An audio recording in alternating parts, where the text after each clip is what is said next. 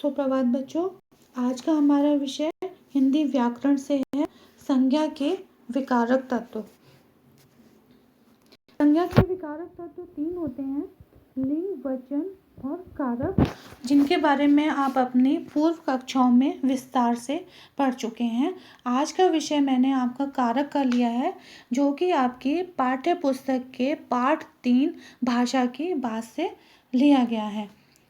कारक क्या होते हैं इसके बारे में मैं आपको पुनरावृत्ति के आधार पर बताऊंगी। वाक्य में संज्ञा या सर्वनाम शब्दों का जो प्रयोग होता है और उन शब्दों का क्रिया के साथ जो संबंध होता है उसे कारक कहते हैं। और इस संबंध को प्रकट करने के लिए जिन शब्द चिन्हों का प्रयोग किया जाता है उन्हें हम कारकीय चिन्ह, विभक्ति चिन्ह या फिर परसर्ग कहते हैं। कारक के विभक्ति चिन्ह, कारक 8 प्रकार के होते हैं और यहाँ पर आप देख रहे होंगे कारक के प्रकार के साथ उनके विभक्ति चिन्ह भी दिए हुए हैं, जिन्हें आप स्वयं भी पढ़ेंगे। सबसे पहला कारक कर्ता कारक होता है। कर्ता कारक का जो परसर्ग वो ने होता है। कर्ता कारक में शब्द के जिस रूप से क्रिया के करने वाले का पता चलता है उसे हम कर्ता कहते हैं, यानी कि जो वाक्य होता है और जिस शब्द से क्रिया के करने का पता चले उसे हम कर्ता कारक कहते हैं। लेकिन इसमें एक ध्यान रखने योग्य बात होती है कर्ता कारक में है कि ये सिर्फ सकर्मक क्रियाओं के साथ भूतकाल में ही प्रयोग किया जाता है। यानी आप यहाँ पर देख रहे होंगे कर्ता कारक का विभक्ति चिन्ह ने होता है जिसका प्रयोग भूतकाल के वाक्य में किया गया है और केवल सकर्मक क्रिया में किया गया है। सकर्मक क्रिया यानी कि जिसमें कर्म होता है, जैसा कि आप पहले वाक्य में देख रहे हैं, सीता ने गीता को बुलाया।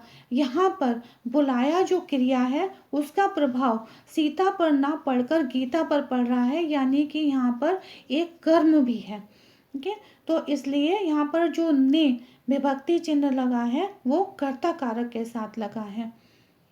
दूसरा वाक्य मोर ने नाच दिखाया। यहाँ पर जो दिखाया वो हमारी क्रिया है और कर्म नाच है और मोर करता है, जो कि क्रिया के साथ संबंध जो बता रहा है वो ने विभक्ति चिन्ह के साथ बता रहा है। तीसरा वाक्य मैंने खाना खाया, तुमने ये क्यों किया। यहाँ पर जो ने कर्ता कारक का विभक्ति चिन्ह है ये भूतकाल की क्रियाओं के साथ किया गया है, लेकिन ये अलग से नहीं किया गया है। आप देख रहे होंगे वाक्य में भी। ठीक है, तो इसलिए यहाँ पर भी कर्ता कारक होता है इन शब्दों में भी, जैसे मैंने, तुमने, उसने। ठीक है, तो इस तरह के जो शब्द होते हैं इनमें भी कर्ता कारक ही होता है। कर्म कारक, कर्म कारक में क्रिया के कार्य का यानी क्रिया में जो कार्य किया गया है उसका फल जिस पर पड़ता है वह कर्म कारक कहलाता है। इसका जो परसर्ग होता है वो को होता है। इसमें ध्यान रखने योग्य बात ये होती है कि कर्म कारक की विभक्ति जो को होती है उसका प्रयोग केवल प्राणीवाचक कर्म के साथ ही होता है। प्राणीवाचक का मतलब यानी कि जिसमें जो जानवर जीवित प्राणी जो होते हैं उन्हीं के साथ को का प्रयोग होता है। जैसे कि आप वाक्य में भी देख रहे होंगे, सीता ने गीता को बुलाया, रामू को पैसे दो। तो यहाँ पर बुलाया और दो दोनों ही जो है वो क्रियाएं हैं। और दूसरी हमारी पहचान करने योग्य बात यह है कि क्या प्रश्न करने से जब हमें उसका उत्तर मिल जाए तो वहाँ पर भी कर्म कारक होता है। इससे भी हम इसकी पहचान कर सकते हैं। जैसे सीता ने किसको बुलाया, रामू ने क्या दिया। तो यहाँ पर अगर हम इसका उत्तर देंगे तो रामू ने क्या दिया, तो रामू ने पैसे दिए। तो इस तरह से भी हम इसकी पहचान कर सकते हैं। करण कारक, करण कारक में जिसके सहायता से कार्य पूरा हो जाए, यानी कि एक तरह से साधन, मतलब जिस साधन से या किसी की मदद से अगर कोई कार्य पूरा हो जाए तो वहाँ पर करण कारक कहलाता है। और इसका विभक्ति चिन्ह से या के द्वारा होता है। जैसे पहला वाक्य है, शिक्षक ने छड़ी से छात्र को मारा। यहाँ पर आप देख रहे होंगे शिक्षक ने छात्र को मारा, यानी कि मारने का काम किससे किया जा रहा है? छड़ी से किया जा रहा है। यानी छड़ी यहाँ पर एक साधन के रूप में इस्तेमाल हो रही है, तो इसलिए से विभक्ति चिन्ह जो लगा है वो करण कारक का है। यहाँ आप देख रहे हैं दूसरे वाक्य में, यह कार्य राम द्वारा किया गया है।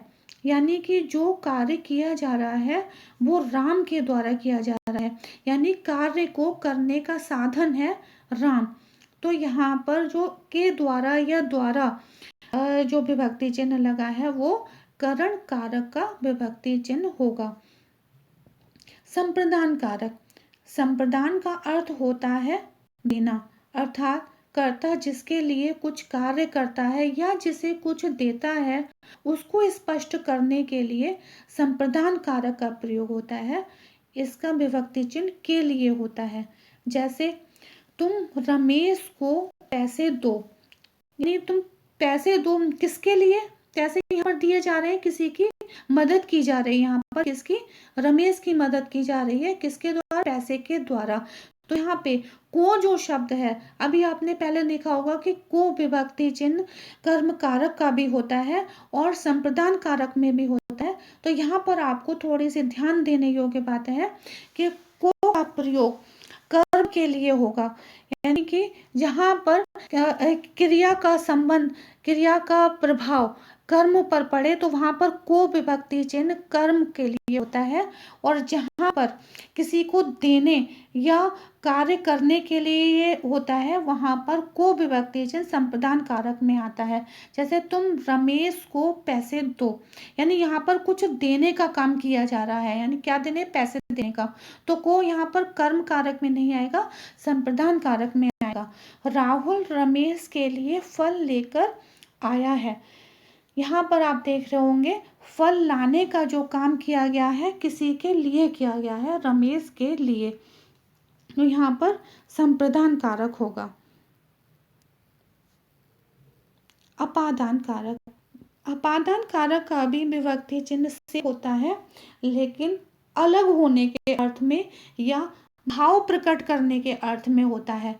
अभी आपने पीछे देखा होगा करण कारक का भी विभक्ति चिन्ह से होता है और अपादान कारक का भी विभक्ति चिन्ह से होता है, लेकिन दोनों में फर्क है। अपादान कारक में संज्ञा के जिस रूप में एक वस्तु दूसरी वस्तु से अलग हो रही हो वहाँ अपादान कारक होता है, और करण कारक में साधन का प्रयोग होता है तब वहाँ करण कारक होता है। तो ये थोड़ा सा ध्यान देने योग्य बातें हैं, ठीक है। जैसे नीता घोड़े से गिर गई, यानी घोड़े से अलग हो गई है। नीता जो है वो घोड़े से नीचे गिरी, यानी घोड़े से अलग होने का यहाँ पर काम हो रहा है। तो इसलिए जो से विभक्ति चिन्ह आया है वो अपादान कारक के लिए है। राहुल रमेश से अधिक बड़ा है। दूसरे वाक्य में आप देख रहे होंगे कि राहुल रमेश से अधिक बड़ा, यानी कि यहाँ पर भाव का प्रयोग हो रहा है। तो रमेश जो है राहुल से अधिक बड़ा है या छोटा है, तो यहाँ पर जो से विभक्ति चिन्ह आ रहा है वो अपादान कारक के लिए आ रहा है। छठा जो हमारा कारक है वो है संबंध कारक। संबंध कारक में शब्द के जिस रूप से किसी एक वस्तु का दूसरी वस्तु से संबंध प्रकट हो वहाँ संबंध कारक होता है। इसका विभक्ति चिन्ह का, के, की, रा, रे, री है। जैसे कि अभी आप वाक्य में देख रहे होंगे यहाँ रमेश का घर है, यानी कि जो जगह है उसका संबंध रमेश के घर से है, ठीक है। तो इसलिए यहाँ पे घर और रमेश का आपस में संबंध बताया जा रहा है, इसलिए का विभक्ति चिन्ह का प्रयोग संबंध कारक के रूप में होगा। ये पुस्तक का पृष्ठ है, यानी कि पेज और पुस्तक, यानी पुस्तक और पेज का दोनों का आपस में संबंध है, तो का संबंध कारक के रूप में यहाँ प्रयोग हुआ है। यह रमेश की बहन है। यहाँ आप देख रहे होंगे बहन और रमेश का आपस में जो संबंध है वो की परसर्ग से हो रहा है। वह शोभा की कमीज है। पांचवा वाक्य आप देख रहे होंगे ये कपड़ा मेरा है। जैसा कि मैंने ऊपर अभी आपको बताया है, किसी शब्द के अंत में रा रे री अगर आता है तो भी वहाँ संबंध कारक ही होता है। जैसे कि ये कपड़ा मेरा है, यानी कि मेरा, इसमें रा शब्द आया है तो इसमें संबंध कारक है। ये कपड़े मेरे हैं, ये कमीज मेरी है। ठीक है, तो अंत में रा री रे ऐसे शब्दों को अगर प्रयोग होता है तो भी संबंध कारक होता है। यह पुस्तक तुम्हारी है, यानी कि इसमें भी री शब्द आएगा तो तुम्हारी शब्द में भी संबंध कारक ही होगा। अधिकरण कारक, अधिकरण कारक का प्रसर्ग में और पर होता है। शब्द के जिस रूप से क्रिया के स्थान, समय तथा आधार का बोध हो उसे अधिकरण कारक कहते हैं। जैसे राहुल स्कूल में पढ़ता है, यानी राहुल जो पढ़ने का काम कर रहा है वो किसी जगह पे कर रहा है। कहाँ, कौन सी जगह पे? स्कूल में। तो में जो प्रसर्ग लगा है वो अधिकरण कारक का है।